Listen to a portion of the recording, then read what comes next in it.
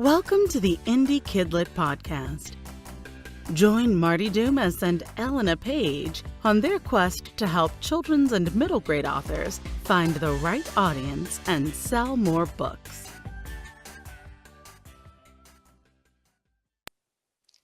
Hi, and welcome to the Indie KidLit podcast. I'm Marty Dumas. And I'm Elena Page. We're here today with a wonderful guest who has transformed my author life. Yes, I'm going to say it just like that. It's J. Philip Horne, and I'll tell you why he's transformed my life in a moment. But first, an introduction.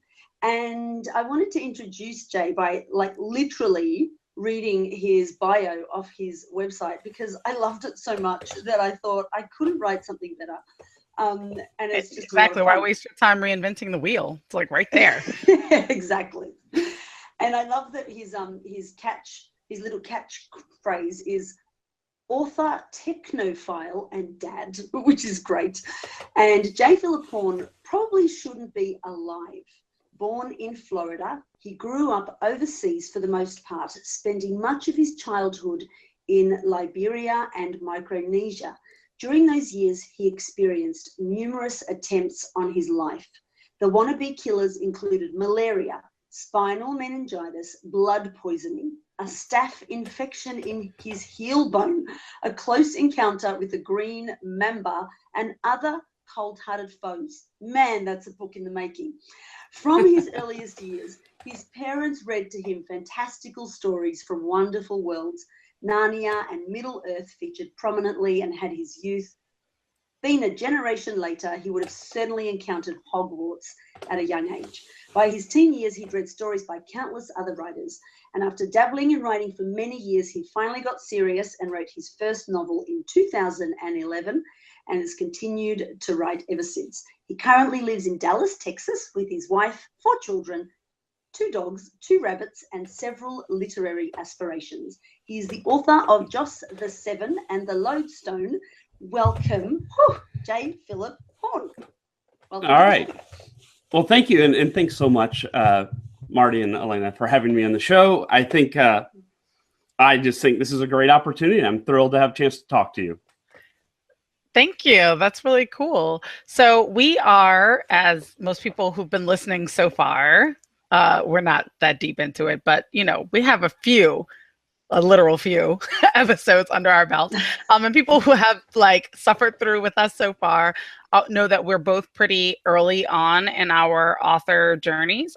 And so we really appreciate the opportunity to be able to talk with people like you who have had a lot of success in being able to develop your list and are willing to share your knowledge. But I'm going to ask an annoying question before we actually get into the juicy part that probably everyone is listening for, which is that I know that you have middle grade titles under your belt. And I'm wondering, before you got into the genius of cross promotion, what were you doing to get the word out about your middle grade books? Yeah. So when I started, and should the camera be following me? I don't care if it does or doesn't. It totally is on you. If you're talking, it's on you. You got it. All right. There you go. I got the camera. Hi, camera. So no, before I started doing the cross promotion, particularly in building my email list, I was basically trying to set up experiments. I was trying to identify things I could do and then figure out some way of measuring, is it working? Is it not? Is it moving the needle? Is this worth time? If I only have a certain amount of time in the day, what am I going to use it for that's effective? And maybe in different stages of my career as an author, there'll be things that matter more. And then later on, I'll need to shift to other things because of scale, future success, something like that. So I started out with the basic broad-based one. I don't think that's a bad thing to do. I think it's a great thing to do, but it's also something that'll get tedious for your friends and family if that's really your focus. So I didn't want to do much of that. And so I initially started looking, where are authors and what are they doing? And if you ignore genre, you just see that there's tons of authors on Twitter. So I thought, okay, what can I do on Twitter? It's like all authors seem to go to Twitter to talk to each other. And the big question is, are they talking to readers or are they just talking to each other? And it's sort of like a big Amway convention where they're all trying to sell to each other. And so And I tried Amway in college because I always try everything. I like to learn. That's kind of what it's like. So I consider Twitter the Amway of authors. So you have the diamond sellers. I think you're going to end up putting that on like a placard. There's going to be an engraving of that somewhere. Right. So it's like there's all these people trying to sell, and it's like, who's the buyers? And so for middle grade, and I can't speak to other genres, but for middle grade, Twitter doesn't move the needle that I could find. And so I sort of gave myself a metric. I said, I'm going to take this up to 1,000 Twitter followers and so much activity and so much engagement with my audience.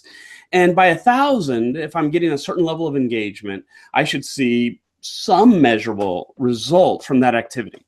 And then of course, if it works and I get a measure, then I can go, well, if I can get to 10,000, followers with this level of engagement, it scales and we've got something and I can work with it.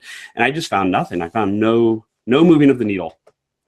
And I also found that I just don't enjoy the ecosystem that much. It wasn't like I looked forward to my time on Twitter, where I really do find that other social media outlets are enjoyable, and I just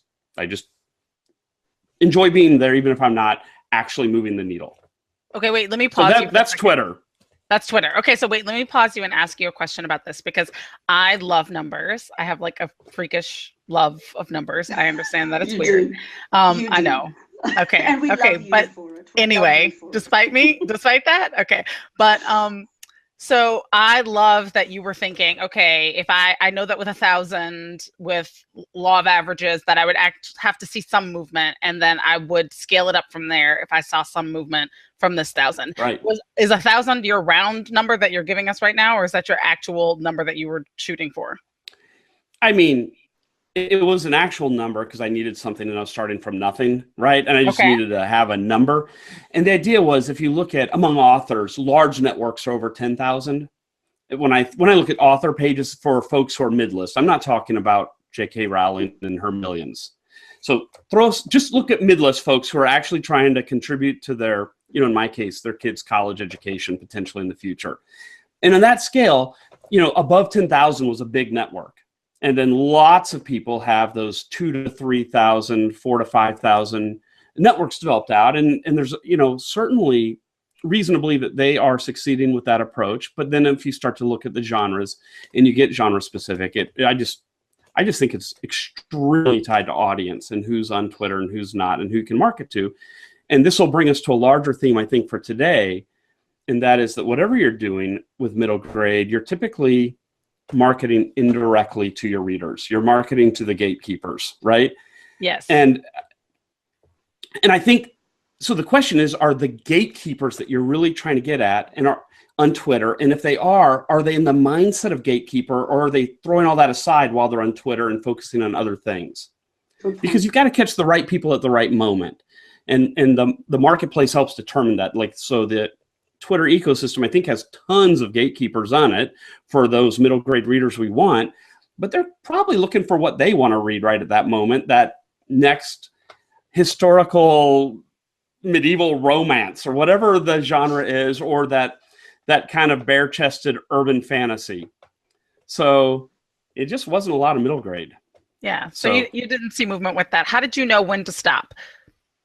Well, I had very clearly, and this is the thing, whenever you're going to do any sort of a test, you better define the exit criteria, or you just get into this time sink, right? And so I have not abandoned Twitter by any means, and I value it, but I view it as an outpost, something I want to just keep managed, but it's not where I direct people to. I direct people now to actually my newsletter and my Facebook page. So... Right. And so I just I picked 1,000 a bit arbitrarily, but it was to the scale of what I saw other authors. I was like, look, if you're actually selling books at 5,000 in your network, then you're going to move some number of books at 1,000.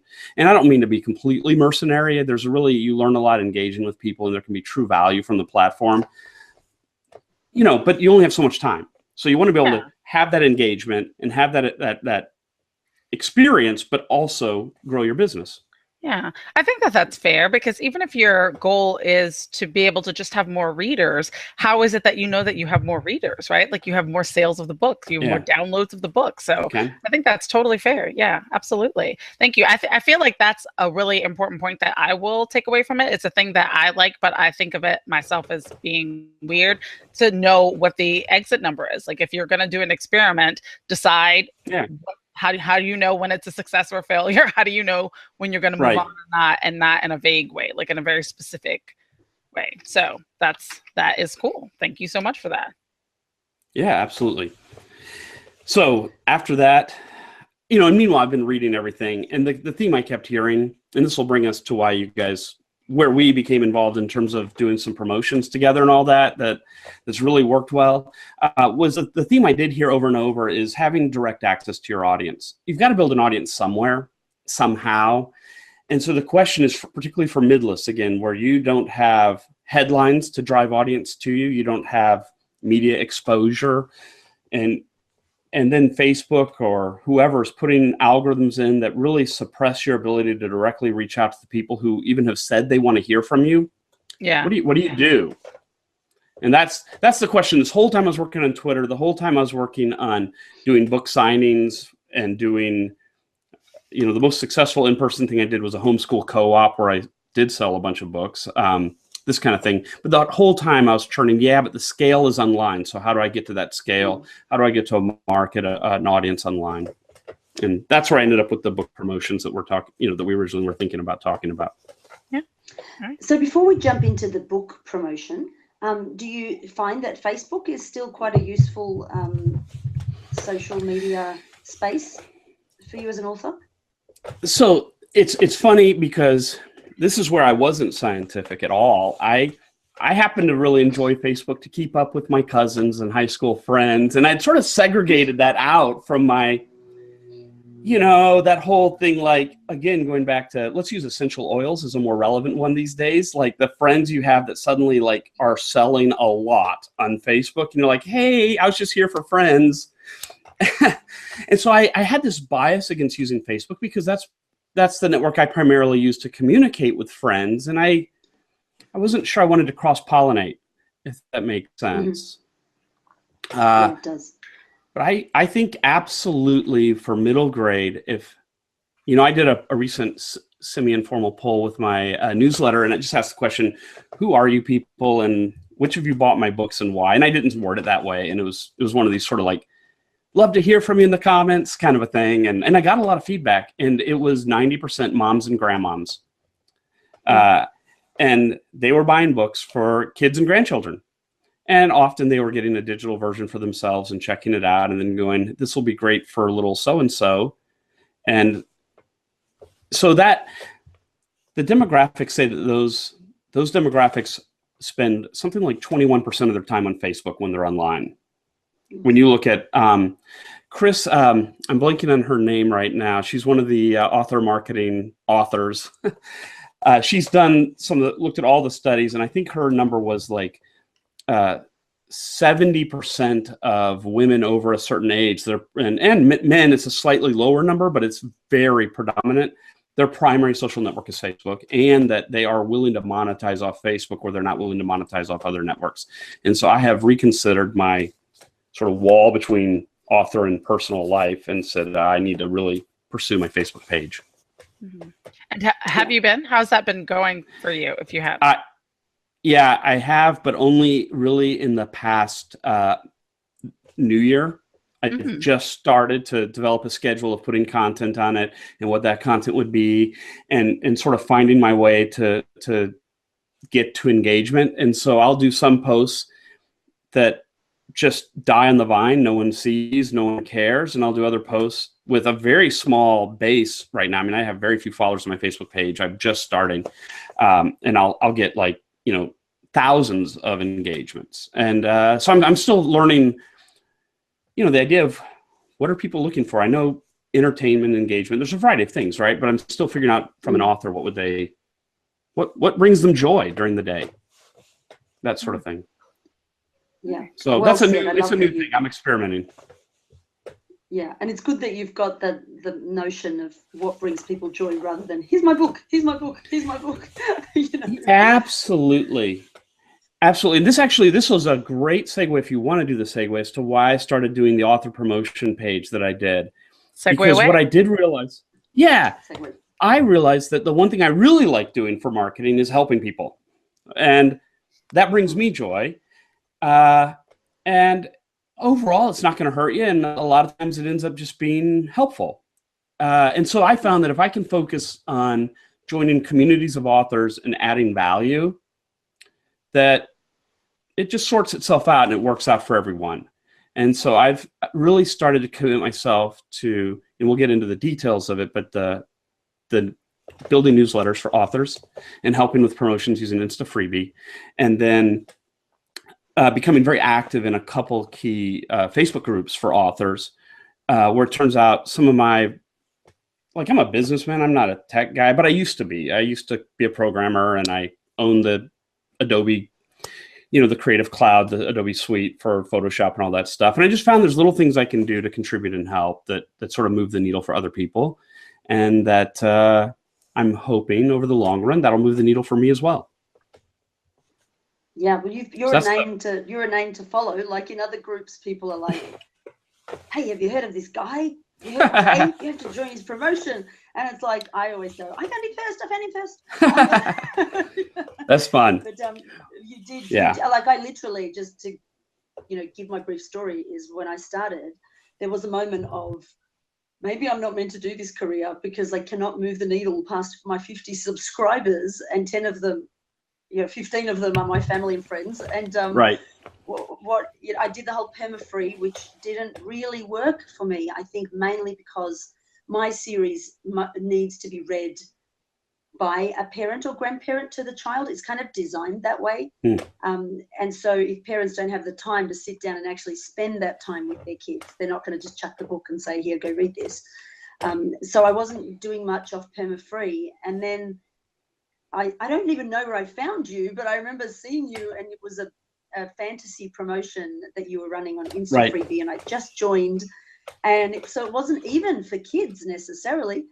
Right. And I joined, and then hundreds of subscribers later, I'm like, "Is that my list? What's happened?" It was amazing, and off I went, So I think that was September, and now it's February, and my list is 700 and something, which isn't shabby. Wow.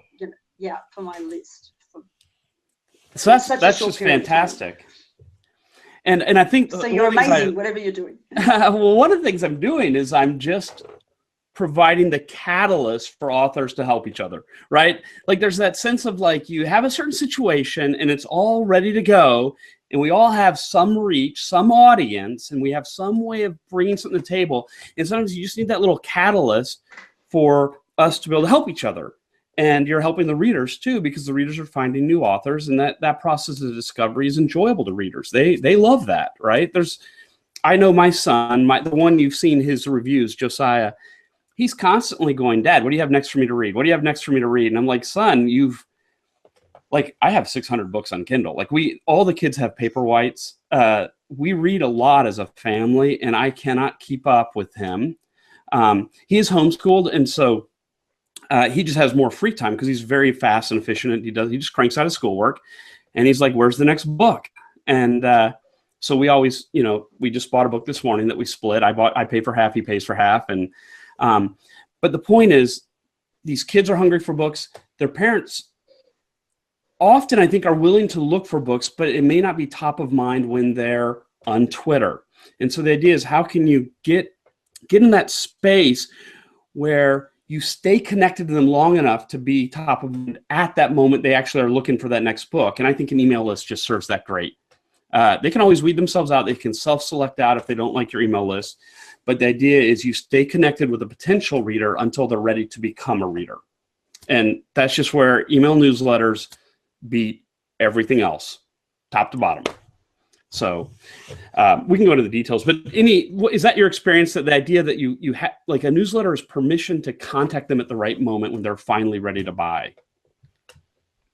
Yeah, and I'm surprised by the low level of unsubscribes since doing it that way, you know, through Instafreebie. And it's like people actually read the stuff and ask to be on my review team. And oh my God, like I'm chugging a little bit, you know, like if nothing else, to get encouraged to write my next series, you know, like and it's tangible. I wake up in the morning and go, wow, what's happened in that area today? Like it's continues on. It isn't just, oh, that was a great promotion. Right. And I love with the way you do promotions versus some others that I've now had the pleasure and privilege of joining, but yours are so engaged. And I hear from you, and you give the latest stats, and you encourage for the next month, and you know, like it's alive. That's how it feels. It's like if I ever have a moment of maybe that's the end of my list building, I'm like, it's okay. Jay's promotion's coming up next month. Even 10 subscribers from his list is awesome. You know? Yeah. Oh, that's wonderful. So how do you do that? Like how have you managed to connect to authors and make your promotions alive and such a success? Okay, so I think it is my nature to so in my professional world I lead a lot of people, and I'm terrible at managing people. And I'm very upfront when I interview for jobs. I'm like, if you need someone to give task management, you need to immediately flee this interview, because that's not me. But I'm better at trying to paint a picture and saying, let's all jump on board and follow me. And I'm willing to do that, and I enjoy doing that, and I particularly enjoy doing it with people who are better than me at most everything. And the idea of, again, going to that catalyst role. Like my last company many years ago was a startup, and it was really funny. It was 10 people, and they were all unbelievable creative types. Most of them were on the speaking circuit. And they brought me in as a contractor to help with the problem they're having. And then they ultimately wanted to offer me a job. They didn't know what the title was, because they didn't know what they wanted me to do, because they just like, well, we all seem to work better if you're here. Right? But you're like, I'll be the glue. That was it, right? That was it. And I'm okay with that. It's a fun role to be the glue, because it puts you around people who are neat and engaged and doing great things. And so most of the authors in my promotions, honestly, probably are doing better than I am for now, and because I'm at the beginning, I'm learning, I'm going to build. I'm not worried about that, but it's neat to just be that catalyst. And so I think what I did was two things. I made it where when I looked at other people doing promos, there was a lot of, you'd hear comments that indicated they were challenged by the level of effort it took. Oh, so-and-so wanted to back out, and I already had put it up, and now I'm having to make last-minute changes. The rest of you need to leave your submission alone. Well, I'm exaggerating, but it was clear to me that you can't kid yourself. It takes a lot of work. And so the way I do things is I'm always like, well, what upfront effort could I make that would make this really easy from that point forward?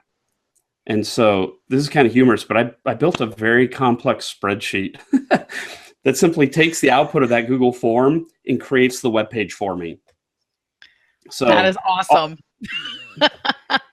Yeah. That's so cool. All I'm doing is I'm just curating. I'm making sure that it's cleaned up. So I have a little thing where I copy it over to my spreadsheet instead of just literally posting the spreadsheet, because I'll curate a little. I have a certain format I want, like with titles in all caps, visual cues on the page so people can tell what they're seeing very easily across a bunch of listings. So I want it stylistically, every little submission, the little box to be the same. And so I'll do a tiny bit of cleanup. But, when if I see 10 new submissions, it literally takes me 5 minutes to update the page.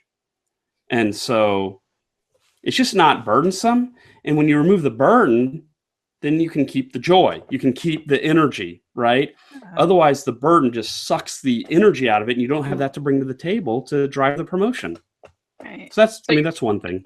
You front-loaded some of the work by creating a structure, which means that you were thinking long-term about it before you even really started it, which is cool.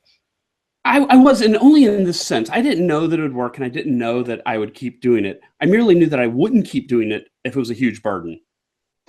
Mm-hmm. It's like it'd be self-fulfilling, right? If I didn't do it in a way that was sustainable, well, it wouldn't be sustainable. And so I thought, it's a risk, but I'm a risk taker, to be honest, by nature. you know, to invest some time up front, and that's what I did. Yeah. So that's the one key part. So where do you find the authors? Like, is it through the Facebook groups? And what are some of the key Facebook groups for people who don't have any and want to belong somewhere? Absolutely. In fact, I'm going to glance down as I pull up Facebook here to read them off to make sure I give you good information, because I think there are some great ones. Okay, so what I did was I started with a base group that I was already part of, and a couple key authors that have done extremely well with email lists. A.R. Tan, I think, is one of them, and some other folks who I've seen that just have, like, you know, you'd see a post where they're like, hey, I just crossed 15,000 subscribers or something. It's like, wow, that's great. And so I found a couple groups, and I started to promote within the groups. And as you mentioned in the beginning, I tried to do it in a way that, again, was kept the energy level. And I made some mistakes early on. I've sort of adjusted as I've gone to help make it easier. But the groups I've focused in on, I've tried many. I ended up focusing in on a group called #Freebie Friday on Instafreebie promo. I think you guys are familiar maybe with that one. JL Hendricks, I think, is the one who runs that one. And then I use Instafreebie promos is another group. I think that might be Justin Sloan. And then there's one I use some, and it kind of broke off. It was a spinoff of one of those two for sci-fi fantasy. And that's that SFF Book Bonanza. If you search in any of these groups, you'll find them. Yeah, great. And then I think the only other thing I did differently was, I think from what I've seen in my participation in other people's promos, is I try to be much more active on email with my authors and use them to network for me, because I'm not going to know it all. I'm not going to know the other authors. I'm not going to have the network. And instead, let's get them to pull people in. And so that, you mentioned it earlier, the activity on email, I try not to be a nuisance, but I try to pull us in as a group to do the work together. Yeah, and you do that really well. Like, I never get one of your emails and go, oh, not another one from Jay. It's like, ooh, what's happened? What's next? Or what are my numbers? Or, you know, like something positive. Yeah. So that's, you just do it really well. You do it really well. And honestly, I'm not just saying that. I'm part of other groups, and not that others don't do it well too, but you do it so far best. Oh, that's great to hear. Thank you. You do it every first Friday of the month as well. So how do you actually get people to see it? Is it just by encouraging the authors to promote it? Do you have, you know, how does it get the eyeballs from? Yeah, and I'll tell you what, it's funny, because I was probably foolish when I started this, because I just jumped in and I had no plan, but I have some good intuitions. I actually work for a digital marketing, like one of the top digital marketing companies in the US, and run just for this is not totally relevant, but kind of relevant. I run loyalty programs, oddly enough, for banks. Okay, so I dabble in the idea of how do you connect with your audience, and how do you merge technology to make this feasible and happen. And so when I dove into this, I pummeled those groups, but I tried to do it subtly. Like the Facebook algorithm, you got to have a new comment on that thing to get it back to the top so you get eyeballs on it. And so I would very purposefully comment with updates at different times of day so that I could pick up different authors in the groups who are in different time zones, little things like that. So sometimes I do it very late at night, sometimes early in the morning, sometimes midday, and with a frequency where it was never intrusive. But if you go back and look at any one of my posts on the promos, you will see every third day or so, I'm posting a comment, updating. What I'm really doing is trying to drive eyeballs to that post. That is brilliant. And like crazy, sneaky, awesome good. That was good. Well, it's a game, right? Like Facebook is the game, not the authors. Yeah. Facebook is the game. And they have a set of rules that are very meaningful and sensible. And so like any little like smiley face on a post drives it back to the top. And suddenly your post is buried under 8 posts with smiley faces, and the people who are now coming to the site at lunch never saw it. Yeah. And so you put a smiley face.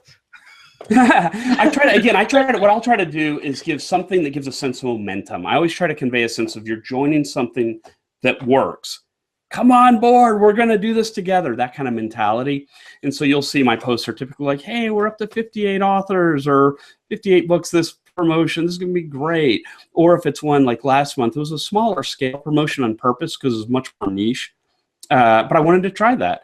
And so instead what I did is I had authors that were interested in joining but didn't have a book. I was like, oh, email me, remind me in 3 weeks, and I'm going to let you know about the next promotion to jump back on board.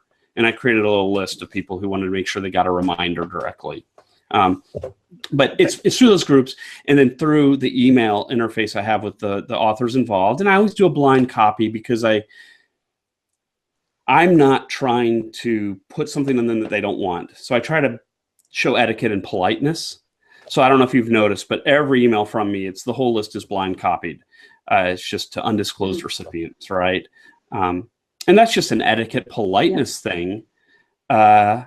Because I'm not trying to generate a sense of social anxiety or pressure, like everyone posts publicly if you submitted to your newsletter.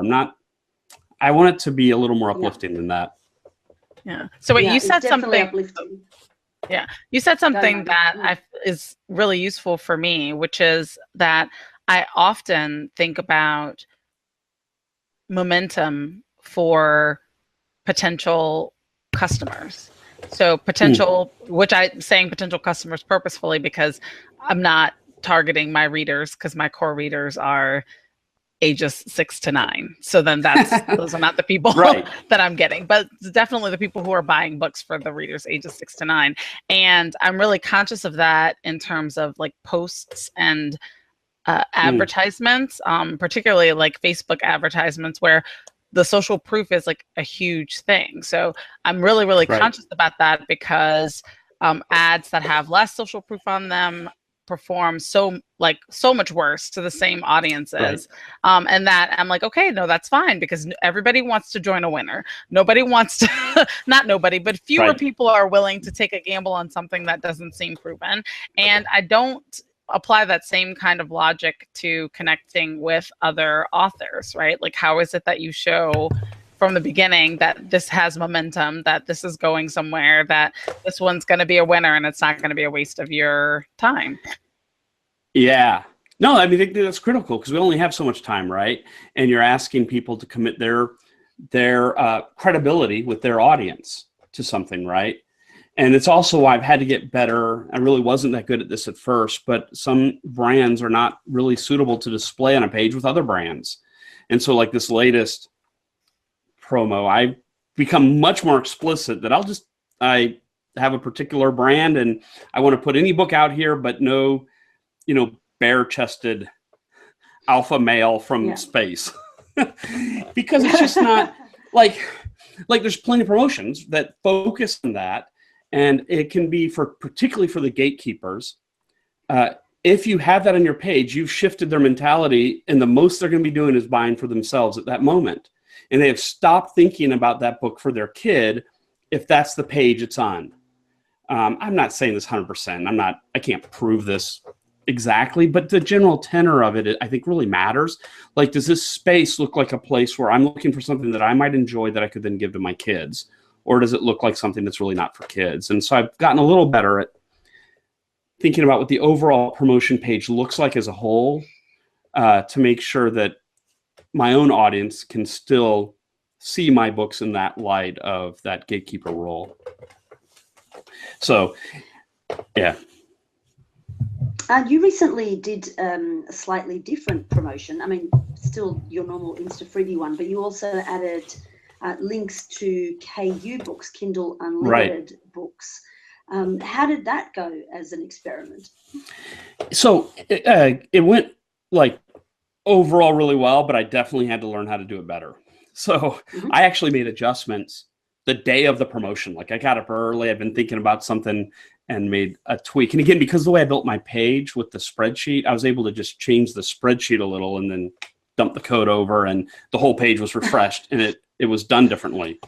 That's, by the way, another advantage. Like, people don't think about this, but I think it's important to remember that you're going to make mistakes and to build some level of like, how do I recover from it? So if I'm going to try a KU promotion with Instafreebie, and let's say I do it in a way that creates confusion, just suppose. Let's just suppose. Just hypothetically, you do it in a way where some of your authors get nasty emails back saying that book wasn't free.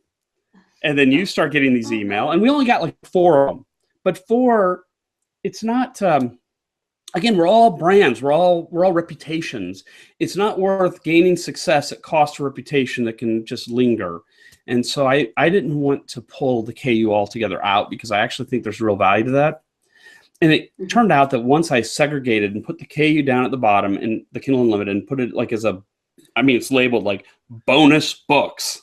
It's really clear. And then each book says Kindle Unlimited under it. And that title says these books are free only if you're part of Kindle Unlimited. And every author who's got a book here already gave you a free book up above. That kind of thing, right? If you go to the promotion page, you can see my wording. Once I landed on that wording, the complaints all went away. Perfect, right? And then what we saw was the numbers in that promotion were lower because we were much more niche, and we had a lot of newer authors, so smaller email lists to begin with to drive audience to the page. But we still saw, I think it's sitting at around 16,000, 18,000, somewhere in that clicks outbound from the page to between most of them to Instafreebie, but quite a bit to Kindle. And just, you know, I attached an associate tag. It was for 2 reasons. One, completely mercenary, that like, let's see what happens.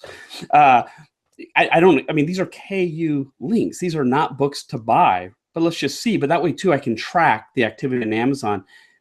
We sold over 100 books, which sort of makes no sense. So there was just a lot of traffic, thousands of clicks to Amazon, and I've heard feedback from numerous authors that saw a lift in their page count. And so, in my opinion, I don't think it's core to the strategy. It's not part of. I don't know that I want to do it for 1 more month and then sort of look at the results and decide, is it really worth it? Because I don't want to get distracted from the core mission of building our lists, our way of communicating directly with our audience. And I'm not going to be part of KU. I'm the guy who, if I'm not in Kindle Unlimited, I wish I was, and if I am, I want to be wide. And I'm terrible. So I was like, so I was how many in times Kindle. have you gone back and forth? How many times have you gone back and forth? I'm about to do my 3rd flip in the year, and this time I'm done. I'm gonna wait. I'm locking in the calendar year, right? Not in 2017. No, in the 12 months. Okay, all right. I was in it because honestly, when you break it down, I only get about 10% of my revenue from Kindle Unlimited. Now, those are reads I wouldn't have, and that's audience building that's relevant. I'm not in any way thinking that's bad. But you talk to other authors who are in like YA paranormal, and they're like 50%, page reads. Yeah. I don't know. Do you guys have? What do you guys? Do you have page reads? Are you in Kindle Unlimited? Page reads. I do have page reads. I have some picture books, and my picture books obviously don't have a ton of page reads because they're picture books, but they have enough that I've gotten that little bonus a couple of times. Not the big bonus. Sure. Yeah, you've got a little bonus. You've gotten the bonus. Yeah. So like, I'm like, okay, but like next round, like if I don't get the bonus again this month, then I'm gonna leave it out. Like but like legitimately, that's the thing. The first month that I don't get the bonus, like I'm pulling them off, because the page reads themselves are not enough to, like, it ends up being like a literal few dollars. Like it's just not that much money. So right. Yeah. That makes sense. And for me, I'm the same. And for me, I think I had joined it not for the money per se, but as a new author, newly trying to develop audience, I thought it's a lower barrier to entry. And so I'm all about lowering barriers to entry, but I don't know. For my books, like over 50% of my revenue, for whatever reason, comes from paperbacks. And that's not what I expected. I don't expect that to be long-term, but right now that's where it's at. And I think part of it is we haven't talked about this, like, what do you do to market? I did make the decision to spend way too much money on a book cover. If my illustrator's watching this, it's not way too much money. He is superb and totally worth it. It's the exact amount of money, but you invested. I paid for a top tier illustrator who really excitingly is my wife's cousin-in-law. And he just does phenomenal. Oh my goodness, phenomenal work. And I just thought, if I fail as an author, at least I'm going to have this rock star looking book. And so I actually think that drives paperback sales, though, honestly, because I think people get the digital edition and like for a freebie or something, and then they end up, when they buy, getting the paperback. I don't know. I don't really have the answer there yet. Yeah. Most of my sales how are do you paperback. price your books? I didn't hear you, Elena. Sorry. That discussion before. Sorry. How many? Like, well, I forgot what I asked, but how many? How do you price your books? Yeah. Pricing. Thank you, Marty. So I've recovered. I've sort of vacillated on this. I go back and forth. So I've for a long time had them just at like $9.99 to keep it at that single digit threshold. The books are like 320, 340 pages. I got smart on the second book and I printed it a half-inch larger, so it's fewer pages, and brought the cost down and create space. So any OCD person, if you have all my books side by side, it's going to drive someone insane because they're not quite the right size. The size. The series, though, the series I'm writing now are all going to be the same size. I've gone up to that 8.5 by 5.5, and the first one was 8 by 5. And so I had them at $9.99, and now I've had them at $10.99 for quite a while. And when I sell them in person, I sell them at $10 flat because I can get them so cheap wholesale. I'll sell them just $10 with tax, and I'm probably going to ultimately settle on $11.99 as the price point for the larger novels. I think. I experiment a lot. I don't know. Yeah. So then what, you're doing that based on your costs, or you're doing that based on other I'm doing it based I'm doing it based on where I think the market thinks it's a fair price. I don't know how else to say it, right? So right now I'm trying to build readership. So higher price will lower readership, but as long as you're in the zone of what they expect, it won't lower it as much as you might think. Below a certain threshold, there's less price sensitivity for buyers. If they're going to buy you anyways, they decided they want your book, you have to go pretty high for them to rule it out. Does that make sense? That's my premise. Yeah. So I'm just trying to find that sweet spot of where is it that I'm not actually, someone's like, I can't buy this because you charged $1 more. So I don't know. I'm still trying to find it. And with your ebooks, what do you price them at? And are they wide at the moment or on Kindle Unlimited at the moment? So they're going to come off. The 2 books I have now, I'm going to publish a 3rd book this coming month. And then the 2 I have right now are both Kindle Unlimited currently and will come off at the end of February. One comes off on the 25th. And one may have come off today. I can't remember. It's right about now. I'd uncheck that little box. You know what I'm talking about for Kindle Select. Pre-up. So I'm going to go wide. And I was actually thinking about trying Pronoun. If you guys have you looked into that platform?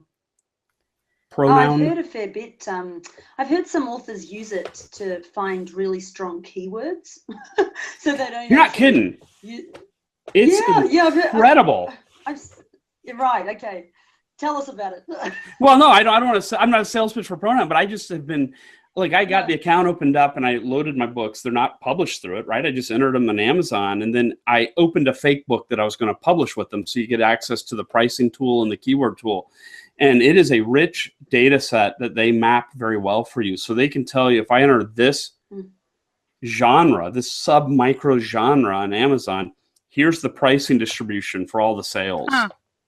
Oh, that's super useful. All right. Oh yeah. All right. Pronoun. I used to do that. Pronoun like sorry guys, is Pronoun like, is it like a drafted digital or Smashwords? Is that what it is? Is it? That's right. Sorry, that's right. Yeah. It is. It got bought by one of the big publishing houses, Macmillan maybe, and I still don't quite understand their business model. I think Macmillan may be just using it to learn the market. I don't know, because they're harnessing obviously a lot of data as they get authors to come through the platform. So I don't know their particular business motives for the acquisition, but the platform as it stands today is wonderful. I'll give you one other tidbit that I found fascinating about it, and that is right now, as of January 4th, you get 70% royalties down to 99 cents on your pricing for digital books on Amazon. That's amazing. So that means that they're not taking any money? Well, that's the question everyone wants. Like, what's the gotcha and how's this going to hose me in the future? Yeah. So That's confusing and slightly scary to me when I can't. I feel like with Harry Potter, like you're supposed to be able to see where it keeps its brain. You don't talk to things where you can't see where it keeps its brain. So Right. I want to know where are you getting your money from?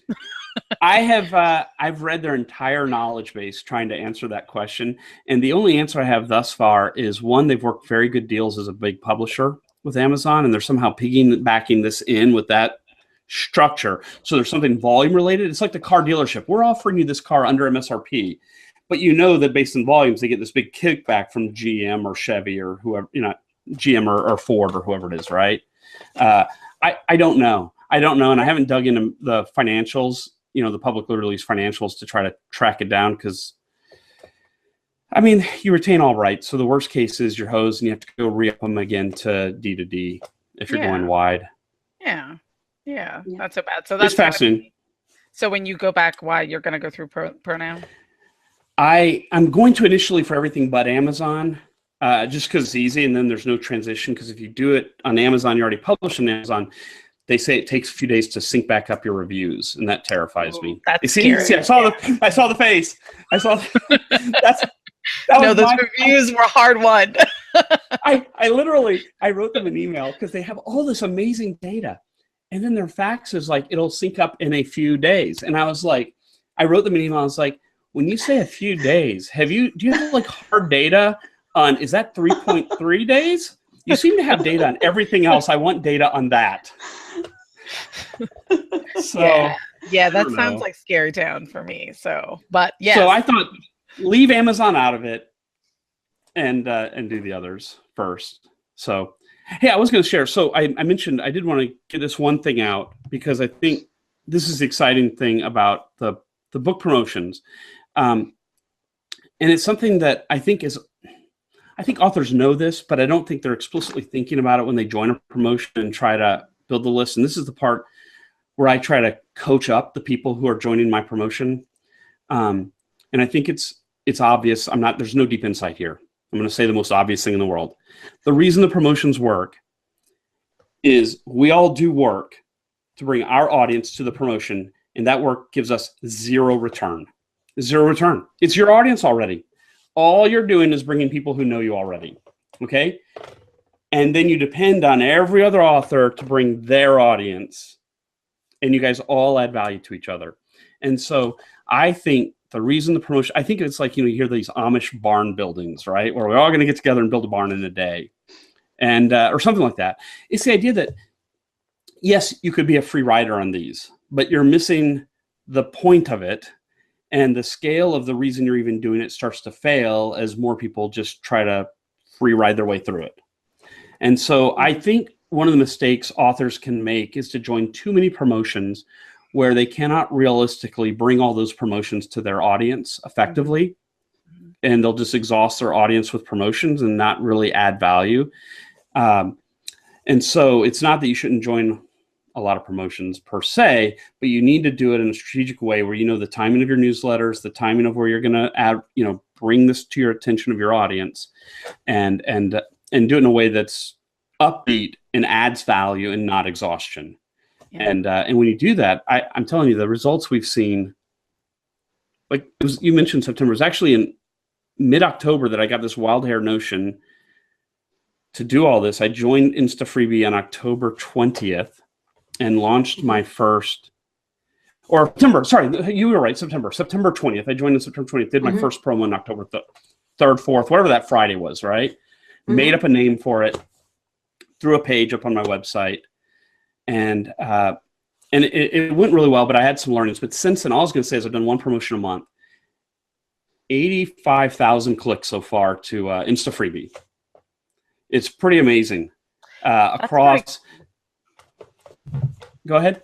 Yeah, so I have a question. So I've only done 2 cross promotions, and I am nervous to do more than 2 cross promotions because I feel like I have worked really hard to have my core audience, like my core readers who are on my list, understand that they're going to buy my books and not have them be free. So I'm nervous to keep serving them servings of free books, lest they begin to think, oh, I should definitely open Marty's emails because she's going to give us free stuff. And I would like them to buy things. So. But you do make a lot of money on paperbacks, right? I do, actually. And the Instafreebie cross promotion that we did in the winter time, I put a paperback up for it. A lot of people wrote stories especially for it. And so we put a paperback up pretty quickly. And like yesterday, I was like 7 copies of that paperback sold yesterday. And I was like, that's weird. Because I haven't even told my friends that book is available. So I guess the people are buying it from who went through the promotion. But yeah, so yes, paperbacks, yes. Continue. I think the concern, well, just the concern you're expressing, I think, is real and relevant.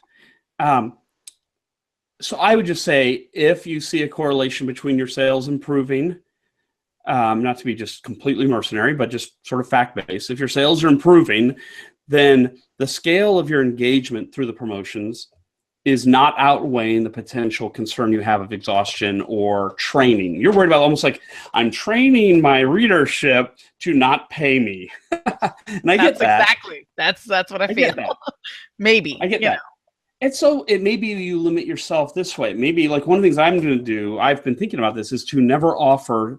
So I'm about to publish my 3rd book. I'm just really getting started here, right? And so I'm thinking, okay, the only book I'm ever going to offer as a whole is this book. Here's the book.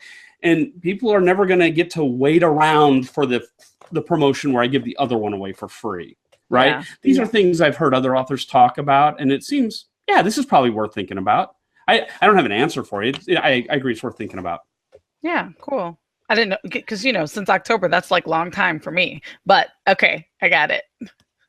Yeah, but 85,000 clicks. And I will say, too, across, it's like 300 and, what was the stat? About 350 downloads a promotion, not downloads, sorry, clicks to Instafreebie. Some of them may not result in a download. A lot do, but 350 on average clicks per promotion per author. And some of our authors have, like one of my authors on one promotion had 1,200 clicks. So the curve is not flat, right? It's a, there's a tail. Like I'm actually usually down in the third, 2/3 down that curve, even my own books on my own promotion. And that's fine. It's more than I would have had anyways, right? And all these other authors are generously helping me bring people to the page. Yeah. So it's been really neat. It's almost our time. Elena, I know you have one more gorgeous question. I just wanted to say that, my thinking since starting the promotions with you, Jay, has been to shift my strategy off perma-free and onto, you only get my book free on one of these promotions if you're lucky enough to find it, or on my website. And, that's kind of, it might be smaller reach, but it's definitely a more engaged reach. So I'm not giving away thousands and getting 10 people. I'm giving away hundreds and getting 50 people. Somehow it seems, it's more kind of, I think I agree. Different strategies. Yeah. If I had like an 8-book series, I will say, like if you have an 8-book series, I see authors do this, right? And then they give the perma-free in the first one, and you could just measure it. Did it make sense or not, right? But I think, Elena, you're onto something very relevant to at least be thinking about, and authors should be considering that for sure. Like, what are you getting in value back for giving? And I think an engaged audience in a newsletter is worth something. So absolutely. Yeah. Very cool. Well, we have really enjoyed chatting with you, and we hope that you would be willing to come and chat with us again. I feel like there are at least 3 things that are on my list that I want to check it back in with you about in the near future, including the fate of the Kindle Unlimited promotions, particularly after you pull your books out. We'll see how you feel when you're on the other side of the fence on that one. Right. A few other things as well. Elena, do you have anything else before we close out? Just as you were saying that, I wondered, I know I'm throwing a whole different hat into the circle, but I wondered if, like in future, promotions for actual paid books as a group could be something that might have merit. So, I know we're sort of trained to think, let's do joint promotions on our free books, but I'm just curious, I'm just throwing it out there, whether at some future point, a bit like, some of the big promo sites like Bookbub, but where we kind of promote maybe as a group. And I know there's a different Facebook group I'm in, which is starting to do something like that. They're kind of going, you know what, we can make our own Bookbub because there's so many of us. And I'm part of their list where they're about to do a new release category and a free category and an on sale category. But I guess ultimately it's about how we can all work together and get even more creative. And I feel like you might be a leader in that field because you're already so clever at it. You said it because the key thing you said in all that was Bookbub, because they don't like me and I can't get on Bookbub to save my life. And I'm like, look, I don't know what it takes. I've got like a lot of 5-star reviews, like a 4.9 average, a good cover, and they just will not take my book. And so I've been always like, well, do I really need them? And then I think, well, yeah, I do. But but one day maybe we won't. And I think you're onto something. So I have absolutely been thinking about that. So I don't have any answers for you today, but I've been churning on it. Okay, so I'm going to add that to the list of things that we're going to ask you about the next time we talk to. All right. So tell us where people can find you, Jay, and give us the details. Sure. So I have J full of Horne. J is just like the letter. In fact, hey, watch this. I didn't even write it down ahead of time. I put it over here because I was like, I wonder if you can like use. I'm writing something. I wonder if you can use like your screen while in these casts, but you really can't. And so, well, I just didn't leave any space. So it's going to be in 2 lines, but here we go. Look, I brought a little whiteboard. Oh, look at that. So, yeah, there we go. And I write like a man. That's lovely handwriting. I'm like the 3-year-old who doesn't leave room on the card and kind of goes, "Hi, I love you, Mom."